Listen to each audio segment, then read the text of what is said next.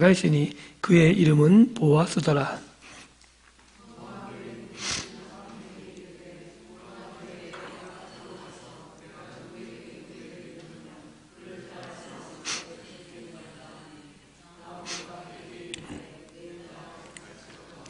룻이 가서 베는 자를 따라 밭에서 이삭을 줍는데 우연히 엘리멜렉의 친족 보아스에게 속한 밭에 이르렀더라.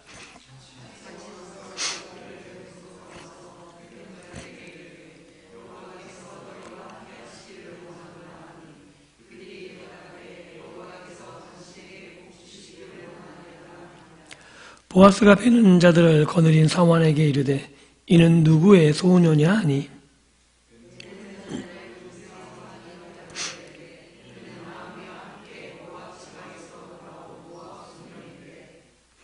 그의 말이 나로 베는 자를 따라 단 사이에서 이삭을 줍게 하소서 하였고 아침부터 와서는 잠시 집에서 쉰 외에 지금까지 계속하는 중이니이다.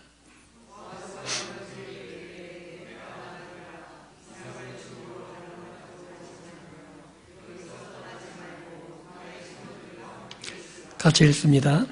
그들이 베는 밭을 보고 그들을 따라 내가 그 소년들에게 명령하여 너를 건드리지 말라 하였느니라.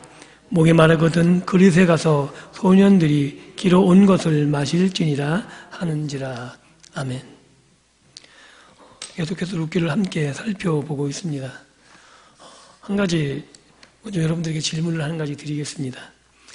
예수님을 믿은 후에 생활이 펴지셨습니까? 어떠세요? 생활이 좀 나아지셨습니까? 어떠세요? 예수님을 믿은 후에 한번 손꼽아 보시죠. 뭐가 나아졌는지. 머릿속에 그려보세요. 나아진 게 많으십니까? 어려워진 게 많으십니까? 나아진 게 많으세요? 정말이세요?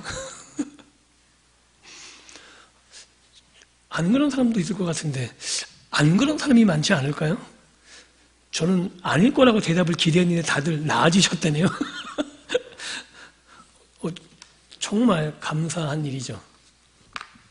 근데 얼마나 나아지셨습니까? 또 그게 궁금해지는데.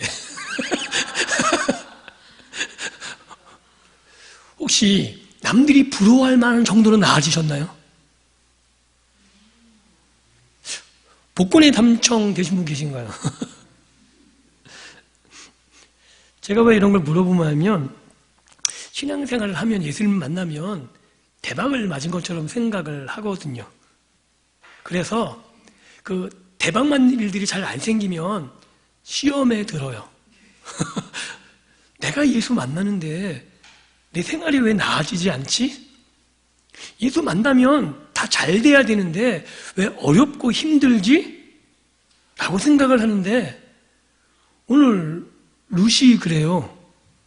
오늘 우리가 읽은 본문을 보면 2장이 나옵니다. 그죠? 1장에서 정말 룻이 자기의 친족과 자기의 고향과 부모 집을 떠났어요. 누가 떠오르시죠? 한 사람이 떠올라야 돼요. 아브라함처럼 똑같이 떠났어요. 더 중요한 건 아브라함은 말씀이라도 받았지 룻은 그런 말씀이 전혀 없었죠. 그리고 아브라함은 가족도 있었고 키우던 동물도 있었고 그나마 뭐라도 좀 있었어요. 그죠? 룻은 어때요? 아예 기대할 게 없죠. 남은 건 누구 하나 남았어요? 시어머니. 근데 의지할 만하지 않고 누가 보살펴야 돼요? 자기가 보살펴야 돼요. 집만 남았어요. 그런데도 어떻게 해요? 아브라함처럼 친척과 고향과 자기의 모든 것을 두고 떠납니다. 오로지 뭐 하나만 바라보고 우리가 룻기를 통해서 추적하면서 마지막엔 결국 확연하겠지만 룻이 결혼 때문에 어쩔 수 없이 코가 끼어서 간 건 아닌 거죠. 우리가 알 수 있듯이 룻이 시어머니에게 고백했는데 뭐라 고백하냐면 어머니의 백성이 나의 백성이 되고 어머니의 하나님이 나의 하나님이 되실 겁니다. 이 고백 하나 붙잡고 룻은 어떻게 돼요? 자기의 친척과 고향과 부모의 집을 떠납니다. 그러면 하나님이 기특해서라도 어떻게 해야 돼요? 기특하잖아요. 안 그러세요? 저만 그렇게 느끼나요? 정말 기특하잖아요. 그러면 가면은 어떻게 해야 돼요? 사람들이 막 환영하고 막 잘 돼야 되잖아요.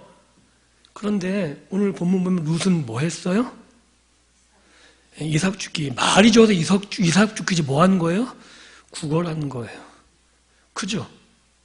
그냥 있는 집안에서 그냥 벼 이삭하고 남은 거 주워 먹는 거거든요. 좀 하나님이 야속하다고 느껴지지 않으시나요?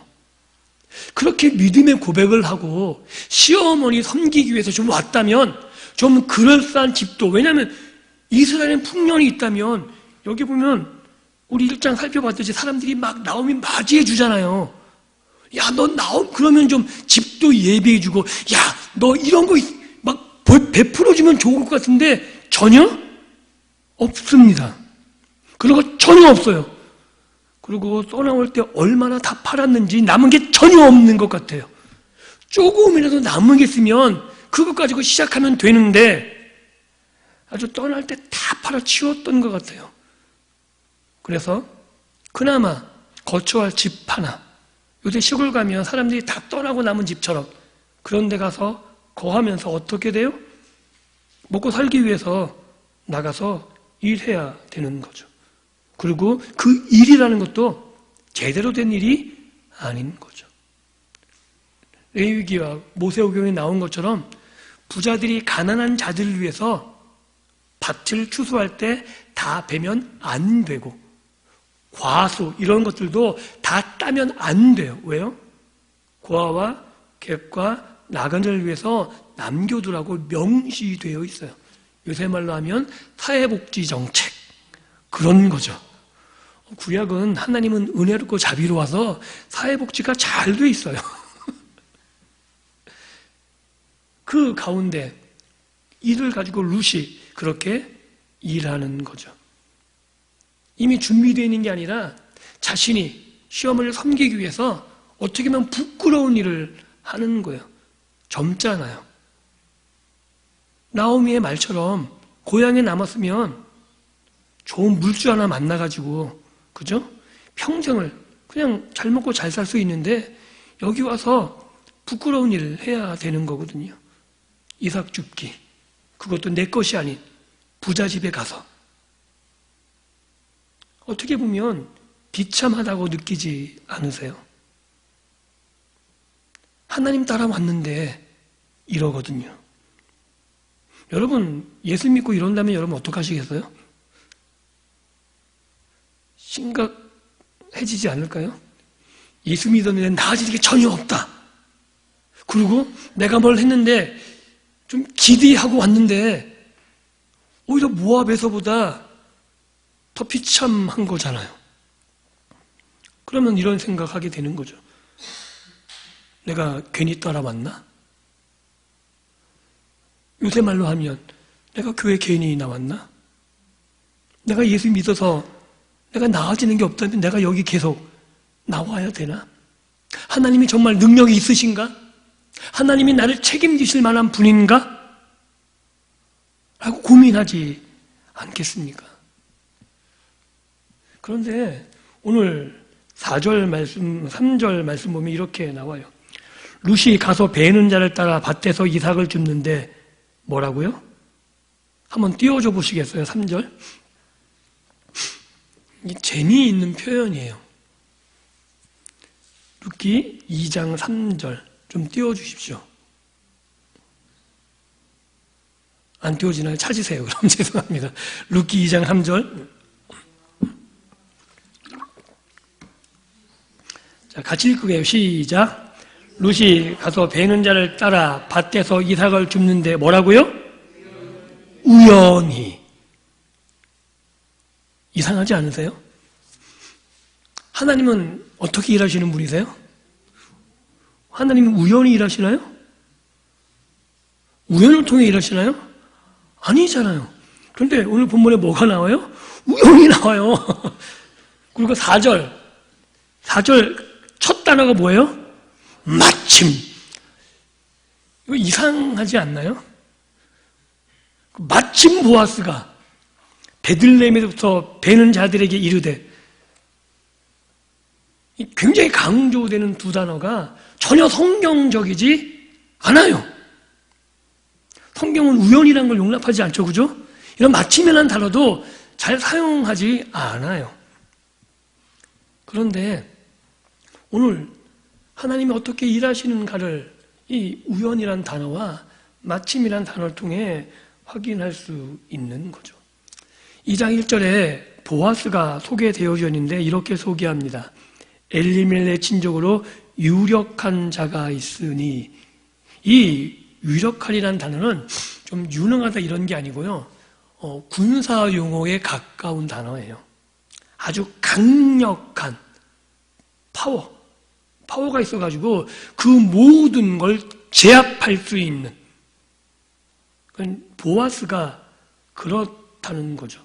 이 원래 의미는 뭐냐면, 문맥의 흐름상 이 지역에 유지쯤 된다는 의미인데, 실제로 성경 루키 저자가 그리고 있는 그림은 뭐냐면, 이 보아스를 통해서 하나님이 어떻게 일하실까를 보라고 말해주고 있는 단어가 유력하다는 단어예요. 단지 이 지역의 유지를 넘어서 하나님이 어떻게 보아스를 통해 일하시는지, 보아스가 하나님의 역할을 대신하게 되는 거죠. 환경과 모든 여건들을 통제할 만한 능력을 가진, 그게 어떻게 이루어지는가가 루키 2장에서 그려져 나가게 됩니다. 그런데 그게 뜻밖의 어떻게 표현되냐면 우연이란 단어로 표현돼요. 그런데 원래 이 우연이라는 단어가, 그러니까 이 히브리어가 우리나라로는 이게 설명이 잘 안 되는 부분들이 굉장히 많아요. 이게 그 와이케르 마크레아, 잃어버려도 돼요. 전혀 몰라도 되는데 두 단어가 합성된 의미인데, 이게 이런 의미예요. 그가 만나고 그녀를 만난다는 의미를 갖고 있는데, 뜻밖의 의미가 나와요. 그가 만나는 게 보아스와 룻을 얘기하는 게 아니고, 그가 만나는데 그가 누구냐면 하나님이에요. 왜냐하면 이 룻기에 지금 하나님이 등장하지 않아요, 그죠? 사건 속에. 그런데 그 배후에서 일하고 계시는 하나님이 이 우연이라는 단어를 통해서 드러나요. 그러니까 하나님이 룻을 기다리고 계신 표현을 쓰고 있는 거죠. 그게 어디에서? 보아스의 밭에서. 룻이 어떻게 하냐면, 어머니를 섬기고 공양하기 위해서 사회복지 정책이라면 가장 잘된 곳을 찾아가야 되듯이, 그 지역에 가장 유지된, 그리고 내가 거기 있으면 그나마 얻어먹을 게 있는 그 밭을 당연히 갈 수밖에 없는데, 그곳에 누가 계시냐면 하나님이 기다리고 계신 거죠. 이게 이런 의미예요.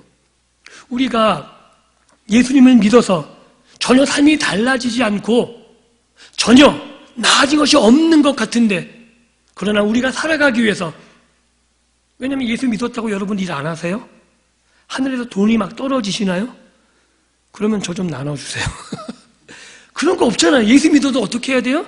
일 해야 돼요. 일할 때 갑자기 예수 믿었다고 상사가 잘해주나요? 아니에요. 전혀 그런 거 없어요. 그냥 최선을 다해야 되는 거죠. 그렇게 우리가 우리의 삶을 위해서 삶의 전선에 나갈 때 달라진 게 뭐냐 하면, 그곳에 누가 계시다고요? 하나님이 계시다고요. 그 모습을 보여주고 있는 거죠. 아무 일도 없는 것 같고 아무 변화도 없는 것 같은데 뭐가 달라지냐 하면, 우리가 우리의 삶을 위해서 최선을 다하고 하나님을 믿는 그 믿음을 가지고 나가면 눈에 보이는 것은 전혀 달라지는 것이 없지만 우리 가는 그곳에 하나님이 미리 가 계셔서 우리의 일터에 함께 하시고 우리가 하는 모든 일 가운데 하나님이 함께하고 계시다고 룻기를 통해서 우리에게 분명하게 말하고 있는 겁니다. 우연 같죠? 그래서 오늘 제목을 우연을 통해 일하시는 하나님이라고 잡아봤습니다. 그런데 이게 정확하게 말하면 우연이 아니고 섭리인 거죠. 근데 그 섭리가 우리는 어떻게 보인다고요? 우연으로 보이는 거죠. 그런데 우리가 하나님이 나에게 일하심을 알게 되면 내가 있는 그곳에 내가 가는 그 일자리에 하나님이 계심을 알게 되면 그때부터는 우연이 아니라 하나님이 하나님이 내 삶을 간섭하시고 하나님이 나와 함께 동행하심을 내가 경험하게 되는 것이고 그 가운데 하나님이 어떻게 오늘로 나에게 공급하실 것인가를 확인할 수 있게 되는 겁니다. 그리고 그렇게 룻이 보아스의 밭에 갔어요. 그런데 4절에 마침, 이것도 되게 재밌는 단어예요. 왜냐하면 보아스가 거기 안 와도 되잖아요. 그죠? 올 이유가 전혀 없어요. 그냥 자기 밭을 순행하는 정도, 추수를 잘 하나, 그리고 사람들이 혹시 어려운 문제가 있나 없나 그런 거 보러 다니는 거죠. 그런데 그때가 마침이라는 거예요. 누가 온 날? 룻이 온 날. 처음 룻이 시어머니를 위해서, 시어머니를 공양하기 위해서 이삭을 주우려고 간 그 첫날 마침 누가 와요? 보아스가 와요. 우리는 그래서 확인할 수 있는 거죠. 하나님이 그곳에서 기다리고 계셨음을. 보아스의 이름의 뜻도 재미있어요. 왜냐하면 보아스가 나이가 몇 세쯤 되냐 하면 못해도 70일 거거든요. 우리는 룻과 보아스가 결혼했다 그래서 젊을 거라 착각하는, 아닙니다. 이미 보아스는 손주 이상까지 본 나이예요. 실제로 그래요. 그래서 후에 보면 룻이 보아스하고 결혼하려고 몰래 찾아가잖아요. 발치에 누워서, 그죠? 보아스가 깜짝 놀라는 거. 그래서 왜 젊은 여자가 나에게, 이런 쇼킹한 막장 드라마가 펼쳐지는 거죠. 이 보아스가 그런 나이예요. 그런데 이름의 뜻은 전혀 안 그래요. 보아스의 이름의 뜻이 뭐냐면 민첩한이에요. 전혀 안 맞아요. 그려져요. 그런데 행동을 보면 진짜 룻기에서 보아스의 일처리를 하는 모습을 보면 얼마나 민첩한지를 몰라요. 그 모습이 누구의 모습이에요? 하나님의 모습이라고요. 하나님 앞에 온 하나님의 백성들에게 하나님은 유력한, 강력한 힘을 가져서 환경을, 상황을, 여건을 통제하실 수 있으신 분이고, 우리에게 우연으로 보여지지만 하나님이 그곳에 기다리고 계시며 우리를 위해서 민첩하게 행동하셔서 우리를 지키시고 보호하고 계심을, 그리고 우리가 기다리는 그곳에 때에 맞게끔 정확하게 일하고 계심을 우리는 룻기를 통해서 알 수 있게 됩니다.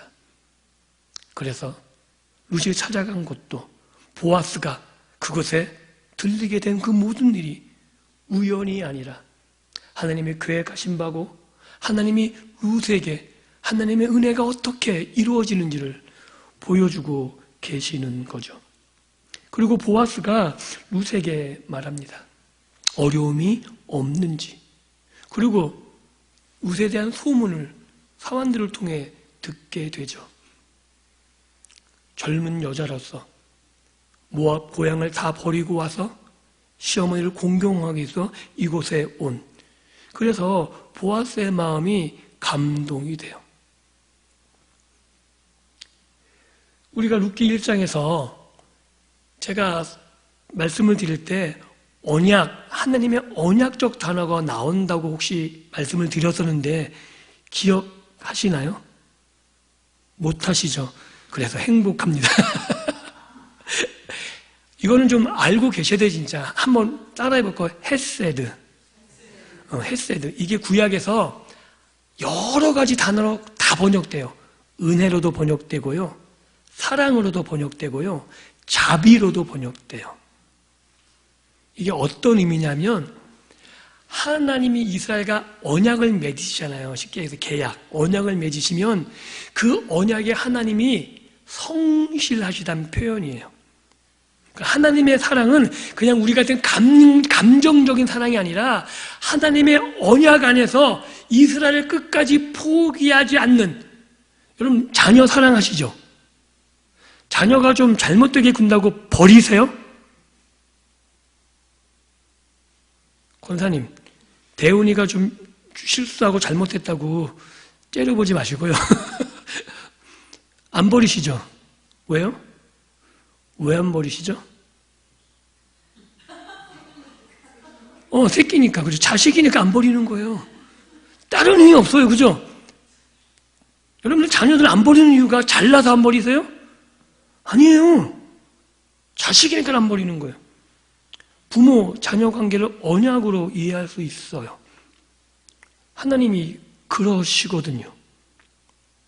이스라엘을 버릴 수 있는데 안 버리세요. 늘 이스라엘의 언약을 깨죠. 우상을 섬기고 하나님을 떠나고. 그런데 하나님이 안 버리시는 이유가 딱 한 가지예요. 언약적 사랑, 헤세드. 자비를 베푸시고 은혜를 베푸시고. 룻기에 나오는 게 그 모습이에요. 룻기에 은혜가 나오고 사랑이 나오고 자비가 나오는 그 단어가 다 헤세드예요. 룻이 나오미를 향해서 헤세드를 베푸는 거죠. 결혼이라는 언약을 성실하게 지키기 위해서 그 사랑을 하나님이 받으셔서 하나님이 그 사랑을 다시금 룻에게 베푸시는데 누구를 통해서 베풀고 계시냐면 보아스를 통해서 베풀고 계시는 거죠. 즉 보아스의 이 말이 하나님의 말로 저는 느껴져요. 따라, 안심 마라. 따라, 내가 네 이야기를 다 들었다. 따라, 네가 여기서 있어라. 내가 다 조치해 놓았다. 사랑하는 성도 여러분, 우리가 하나님 앞에 신실하게 언약을 지키면, 그 언약을 붙잡고 우리에게 허락된 가정 앞에서 우리에게 주어진 가정에 충실하면 내 남편, 아내, 자녀, 부모님, 그 우리의 가정에 하나님의 사랑 안에 충실하면 우리에게 주어진 일터 가운데 하나님께서 우리에게 말씀하신 말을 붙잡고 그곳에서 하나님의 백성으로 충실하면 하나님이 동일하게 말씀하고 계시는 거죠. 아들아, 딸아, 안심해라. 내가 거기에 있고 내가 너와 함께 할 것이고 내가 너를 돌볼 거야. 내가 그곳에서 너를 책임지고 내가 그곳에서 모든 환경을, 상황을 통제하며 내가 그곳에서 너에게 은혜를 베풀 거야. 이것이 오늘 보아스를 통해서 하나님이 하나님의 백성들에게 들려주고 싶은 이야기입니다. 그리고 아주 민첩하고 정확하게 하나님이 일하고 계시는 거죠. 우리가 우리의 삶을 살아가면서 늘상 힘들고 어려운 게 뭐냐면 하나님이 일 안 하시는 것 같을 때, 나만 외로이 혼자 있는 것 같을 때 힘드시잖아요. 하나님의 사랑이 느껴지고 하나님이 일하심이 경험되어지면 아무리 힘들고 어려워도 버텨나갈 것 같은데, 우리가 하나님께 막 불평하고 불만하는 게 하나님 왜 이러세요? 하나님 나에게 왜 이렇게 막 쏟아내는 게 이유는 단 한 가지예요. 일하지 않는 것 같으실 때, 나를 외면하는 것 같을 때 힘드신 거잖아요. 그때 기억하십시오. 하나님은 일하고 계시거든요. 우리가 가는 그곳에 미리 가셔서 기다리고 계시고 우연처럼 하나님의 사건들을 통제하셔서 하나님이 간섭하십니다. 그리고 그곳에서 평안히 일할 수 있도록 하나님의 언약의 사랑을 우리가 늘 경험하게 하실 겁니다. 올 1년을 돌아보시죠. 혹시 예정론이란 단어를 들으십니까? 예정이란 단어. 예정. 하나님이 예정하셨다. 못 들으셨어요? 그럼 제가 이야기를 우리 기독교에서 특별히 개신교에서 칼빈주의를 말하는 이 개신교에서 가장 중요한 핵심 교리 하나가 뭐냐면 예정이라는 거예요. 하나님이 예정하셨다. 그런데 이걸 자꾸 뭐라고 오해하냐면 운명으로 오해해요. 이 예정은 운명이 아닙니다. 왜냐하면 하나님이 다 예정하셨다 그러니까 다 됐으면 내가 밥 먹는 것도 예정됐겠네? 내가 뭐 버스 타는 것도 한번 여쭤볼게요. 여러분들 오늘 이 자리에 나온 게 예정된 겁니까? 어떻게 생각하세요? 여러분 의지가 없는 거예요? 예정이라는 단어를 저는 이렇게 설명을 해요. 이것도 불완전한 거지만 그렇게 이해하시면 될 것 같아요. 예정을 이해하는 가장 좋은 방법은 뒤를 돌아볼 때예요. 앞을 볼 때 예정이라는 단어를 우리가 쓸 수 없고요. 뒤돌아보면 예정이라는 단어가 이해돼요. 하나님이 이렇게 일하셨구나. 그때는 내가 한 결정이고 내가 한 선택이지만 실수도 있었을 것이고 내가 좋아하는 것을 위해서 하나님 말씀을 어겼을 수도 있는데 돌이켜보니 그런 방법들도 다 사용하셔서 내가 여기까지 왔구나 라고 고백하게 되시죠. 그게 하나님의 예정입니다. 또 우리가 앞으로 살아갈 날은 하나님 어떻게 일하실지 몰라요. 하나님 어떻게 예정하실지 몰라요. 그냥 우리는 최선을 다해 선택하고 나갈 뿐인 거죠. 뭘 믿고? 하나님의 선하심을 믿고요. 이제까지 일하셨던 그 하나님이 내가 잘못하고 범죄해도 나를 버리지 않고 내가 실수해도 하나님이 다 채우시고 공급하시고 그 사실 하나 믿고 앞을 나가는 거예요. 만약에 하나님이 무서운 하나님이면 끔찍해지는 거죠. 내가 손으로 범죄하면 손가락 하나 날아가고 그러면 여러분 선택할 용기 있으세요? 끔찍한 거예요. 왜 잘못하면 어디 하나 부러지면 어떻게 선택하고 막 결정하시겠어요? 그런데 안 그러시죠. 여러분 되게 용감하신 거예요. 막 선택하시잖아요. 이게 하나님이 좋아하는 건지 싫어하는지 보지도 않고 막 선택하시잖아요. 근데 뭘 믿고요? 하나님의 언약적 성실하심을 믿고요. 하나님의 은혜를 믿고 우리가 선택해 나가는 거예요. 우리를 버리지 않으실 거거든요. 나를 고치면 고쳤지. 매를 들어 나를 돌이키게 하시면 돌이키게 하셨지. 버리지 않으심을 믿고 어떻게 알아요? 지금까지 하나님이 하신 일을 보면 알거든요. 많은 신앙의 선배들이 그런 삶을 살았고 우연과 마침을 가장해서 일하시는 그 하나님을 경험했기에 오늘 우리는 그 하나님을 신뢰하면서 최선을 다해서 믿음으로 선택해 나가는 거죠. 그러면서 그 순간순간마다 돌이켜보면서 감사하는 겁니다.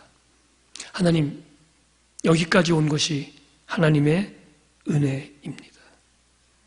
내 삶의 순간순간마다 하나님이 그곳에 먼저 와서 기다리셨고 하나님이 어려운 순간마다 나의 보호자가 되어주셨고 아무것도 없을 것 같은데 하나님이 나에게 공급해 주셨습니다. 이 고백을 우리가 할 수 있는 겁니다. 그 모습이 루키 2장에 너무 자세하게 그려주고 있습니다. 오늘 우리가 기도하기 위해서 모였습니다. 이제 이틀 남았나요? 추수감사주일. 부담으로 느끼지 않았으면 좋겠어요. 정말 이날은 하나님이 나에게 하신 것들을 돌아보며 정말 감사의 고백이 넘쳐나는 시간이 되기를 원합니다. 그리고 그 감사의 힘을 가지고 다시금 주님께서 우리에게 허락하신 그 길을 달려 나가야 되는 거거든요. 감사는 의무가 아닙니다. 제가 데살로니가 전서를 설교하면서 그런 얘기를 드렸을 거예요. 항상 뭐 하라고요? 기뻐하라.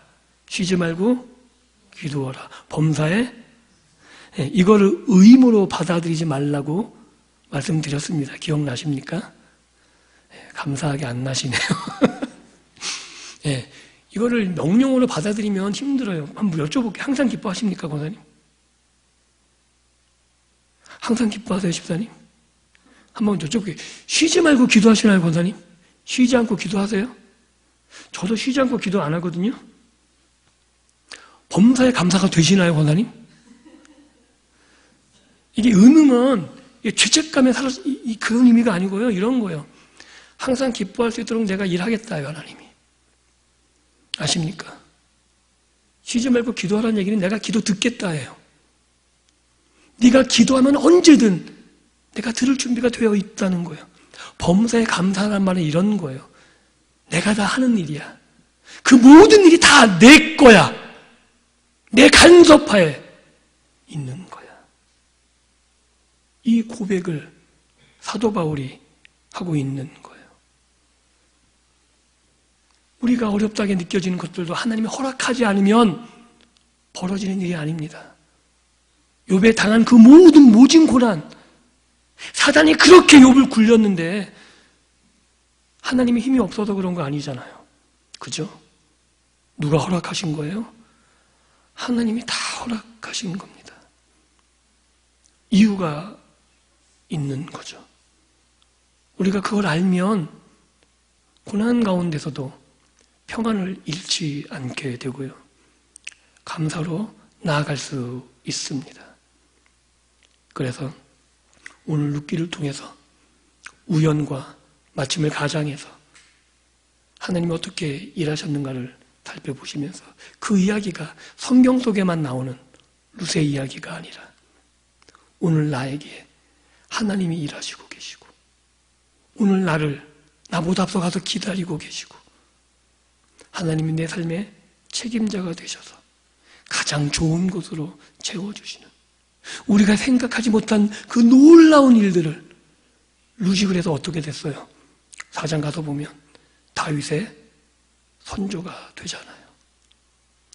우리가 기대하지 못하는 것 이상으로 우리에게 채워주실 하나님을 우리가 그래서 기대할 수 있는 겁니다. 내 과거의 삶에 일하셨던 하나님, 놀랍게 일하셨던 그 하나님이 나의 미래도 책임지실 것이고 매 순간마다 놀라운 것을 그 놀라움을 한번 따라해볼까요? 우와! 잘해보세요. 우와! 이런 일이 많아야 된다니까요. 그러셔야 돼요. 그죠? 예. 이런 내 삶 속에서 막 그런 놀라운 일들이 정말 많아지셔서 우리가 그런 고백으로 하나님 앞에 감사하고 그리고 그 하나님과 함께 믿음의 길을 걸어가는 우리 모든 성도 여러분들이 될 수 있기를 주님의 이름으로 축복합니다. 기도합니다. 양경화 권사님, 백태영 권사님, 송종희 집사님 감사함을 드렸습니다. 김일현 배용정, 김채영 1,000번째 예물, 문종대 청년 10의 1조, 문종대 청년 감사예물, 강소정 권사님 감사예물, 김대훈 청년 감사예물, 방준혁, 김은혜 가정 1,000번째 예물 드리셨습니다. 하나님 감사합니다. 우연처럼 보이지만 하나님이 일하고 계심을, 하나님 우리보다 먼저 가서 기다리시고 하나님 우리의 상황과 우리의 환경을 통제하시며 온전히 우리에게 은혜를 예비하고 계심을 믿습니다. 이 시간 우리의 삶을 돌이켜보며 우리가 여기까지 와 있음이 하나님의 은혜임을 고백하게 하시고 정말 놀라운 것으로 우리가 기대하지 않은 것들 우리에게 채우셨음을 고백하며 이 시간 감사와 영광의 찬양을 주 앞에 돌려드리는 우리들이 되게 하시기를 간절히 소원합니다. 하나님, 우리가 주 앞에 드리는 것, 이것이 의무감이나 우리가 해야 되는 것이 아니라 정말 주님께서 나에게 공급자가 되어주시고 내 삶을, 텅 빈 내 삶을 채우시는 그 은혜를 알기에 신앙의 고백으로 드리는 감사의 예물 되게 하시기를 간절히 소원합니다. 우리가 주 앞에 드리는 것이 기쁨이 되게 도우시고 우리가 날마다 하나님 앞에 나아가는 삶이 우리가 이 예물을 통해서 하나님께 우리의 삶을 드릴 수 있는 하나님이 내 삶을 온전히 채우심을 고백하며 나아가는 예물 되게 하여 주시고 드린 손길에 복을 주셔서 하나님 그 땀 흘린 수고가 헛되이 날아가지 않게 도우시고 저들의 삶에 풍족함을 누리며 주신 물질을 선용하며 하나님의 이름으로 예수 그리스도의 이름으로 베풀고 나누는 삶이 될 수 있도록 은혜 베풀어 주옵소서. 이 드려진 예물 가운데도 함께 해주셔서 이 예물이 쓰여지는 곳에 하나님의 언약적 사랑이 그대로 이루어지는 곳에 쓰여지게 도우시고 하나님의 영광이 나타나며